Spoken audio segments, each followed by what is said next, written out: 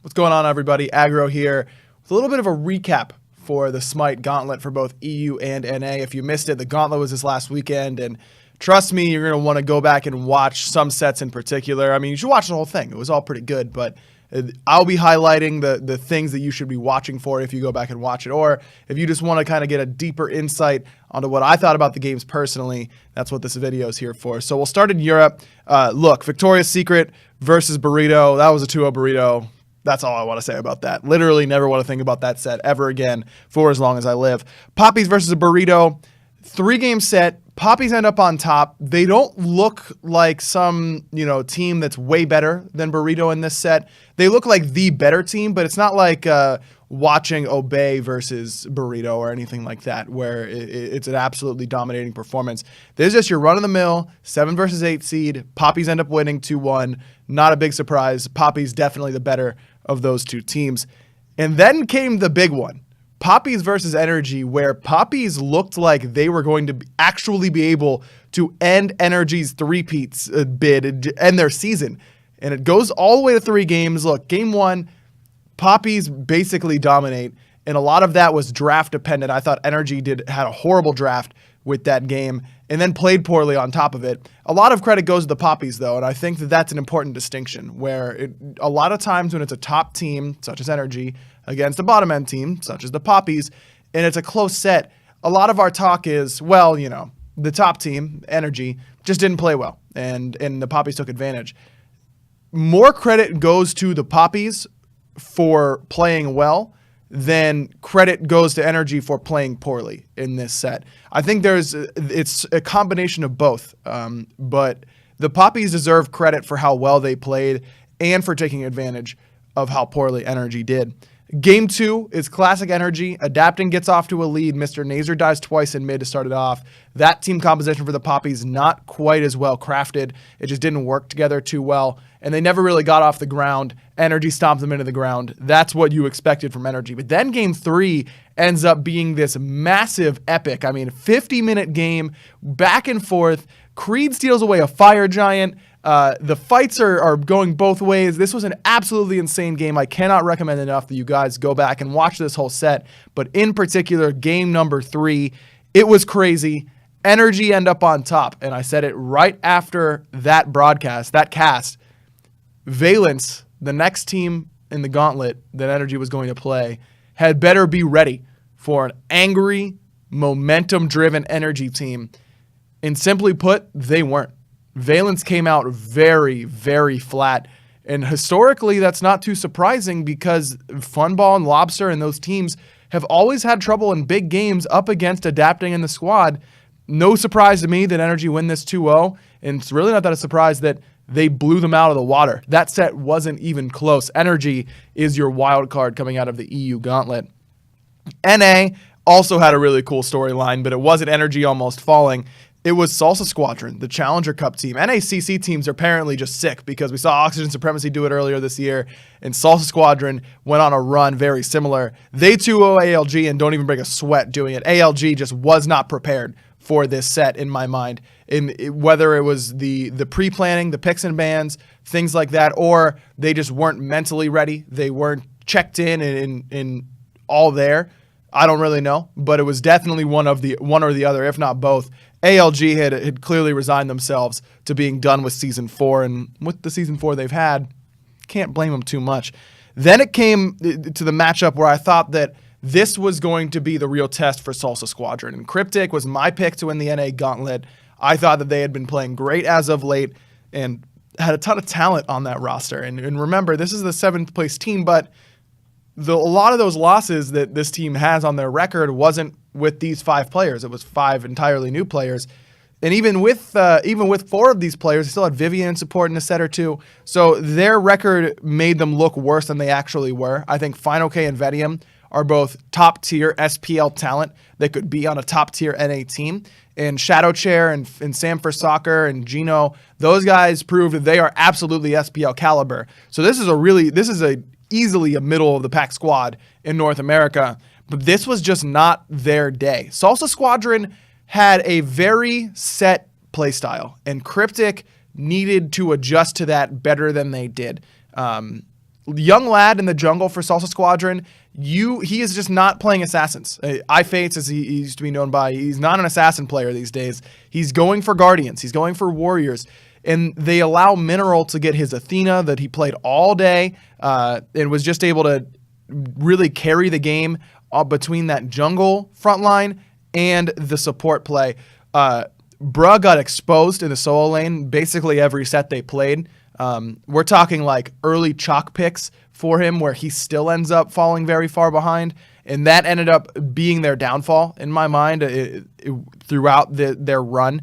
But this goes to 3 games. Cryptic is able to bounce back after a game 1 loss. They make some adjustments. They win game 2. And then in game 3, they just make a decision that baffles me. And that's that they pick Erlong Shen and Chalk. And so I'm looking at the draft and I say, all right, I know Final K is like best god or second best god, depending on where you value him and Erlong Shen and Hercules for him. They've got one of those, but there's no way they're going to put Chalk jungle. It just doesn't do anything in the jungle. And I know that I'm critical of Chalk as a character pretty often. I have been proven wrong by certain players who can take him into the solo lane and make a big impact. I'm looking at Final K. I'm looking at Aquarius. These guys who like to play Chalk and play it very well. I will concede that there are times where Chalk is the best pick, and I was wrong on that front. I will now say that I think Chalk jungle is really bad. I just don't think it does anything. You don't get ahead. You don't get your levels and XP to really abuse the base damage in Chalk's kit. You don't get tanky. You don't do anything. And they play Chalk jungle, and Sam just doesn't get to do anything. And I don't think it's necessarily his fault. It's that he's playing a character that doesn't do anything in the jungle. That is the highlight for me, is that Cryptic just make a weird decision and picks and bans instead of putting Erlong Shen jungle, which I think is great, and giving Final K to Chalk, or Chalk to Final K, who is a great solo laner who can do great things on this god. That decision is the standout for me in that set. And Salsa Squadron move on to day 2 of the NA Gauntlet, where they run up against Noble. They beat Noble in game 1. Skeleton plays dodgy. That's like the biggest standout from that game. Well, not necessarily his fault. I think that as a whole, Noble just played poorly as a team there. Games 2 and 3, Noble really turned it up. Skeleton in particular has a couple really good games. Noble as a whole, Moswall is absolutely insane. Like, he is such a good mid laner. He continuously impresses me in that mid lane. Noble's just a good squad. Like, as long as Wubbin is making good decisions and Walrus is remembering to farm instead of spam taunt people, Noble is a really, really potent squad. They find that 2 over Salsa Squadron because they finally make an adjustment. Now, remember, they do have an advantage because they got to watch both sets that Salsa Squadron played the day before and have a whole night to come up with a strategy, and it isn't a hard strategy to beat. Mineral's going to play Athena if you give it to him. Young Lad's going to play a warrior or maybe a guardian in the jungle, and then you can kind of just beat them from there. I think that Salsa Squadron makes a pretty fatal mistake in game 2 where they get Athena, they first pick it, and then they give it over to Young Lad in the jungle instead of giving it to Mineral when it's clearly Mineral's best god. Just trying to get a little too cute there with their strategy instead of just sticking what was working for them. Then in game 3, it's really back and forth, super close, and Salsa Squadron makes like the Challenger Cup play of the century. They get Portal Demon, lose 2 members, and don't get anyone. It's 5 members of Noble around Fire Giant about to start it, and then all 3 members from Salsa Squadron just walk through Portal. Noble wasn't particularly low. The Fire Giant wasn't low at all. I don't even think they'd started it. And Noble just says, okay, they kill a couple and end the game off of it. Unfortunate that Salsa Squadron's run ends like that with a bad decision, but that's Challenger Cup for you, man. I mean, there's a reason that these guys aren't in the league quite yet. It's very clear that they've got potential to be there, but decisions like that you have to get rid of if you want to be a top team in the SPL. And it's kind of fitting almost that that's what ends Salsa Squadron's run. Then it's Noble up against Vigilant, and Vigilant is a team that I have always underrated historically, but I still did not think that they were going to come out of this gauntlet.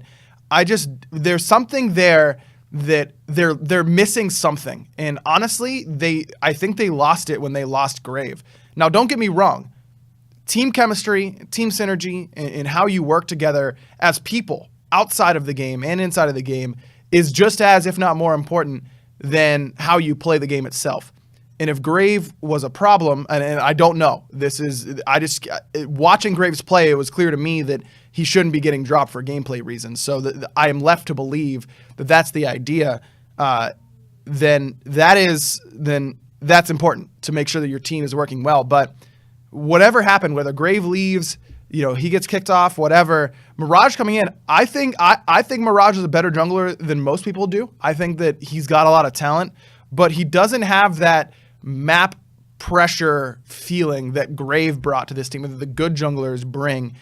Pain to Beyond is a phenomenal leader, but from what I understand of the old enemy squad and the United squads and things like that, Pain is great at getting people to work together and assembling unit. His talent, his eye for talent is very good, very clearly, because he's brought in how many rookies that have turned out to be really great players in this league.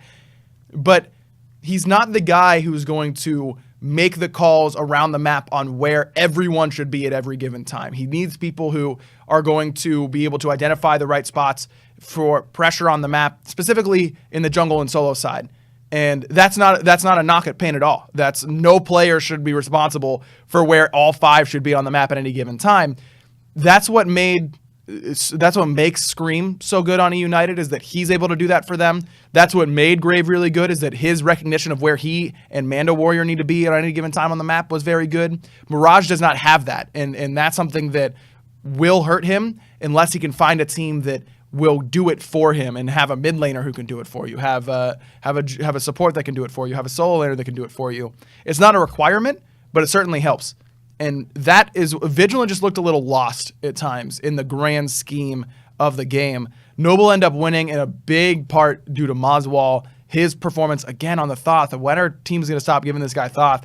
I mean, they're going to Super Regionals. Noble wins 2-0. Please, God, if you're in group stages, either don't give Moswall Thoth or have a plan for it, at least, whenever he inevitably picks it, because this guy is the real deal in the mid lane. That's the SPL Gauntlet. It's Energy coming out of EU. It's Noble coming out of NA. They'll be playing in the group stages whenever they make it to Super Regionals. That's going to be the first. It's starting on November 1st, so make sure you guys tune in for that. If you've enjoyed the video, please feel free to give it a like or give me a comment down below on things you'd like me to cover during this time, because we got a little downtime between now and Super Regionals. I'm trying to make some content pieces and stuff like that. So make sure you subscribe to the channel, leave a comment, what you'd like to see, tweet at me, at HighResAggro, if you want to see things there as well. Appreciate you guys watching, and we'll see you next time.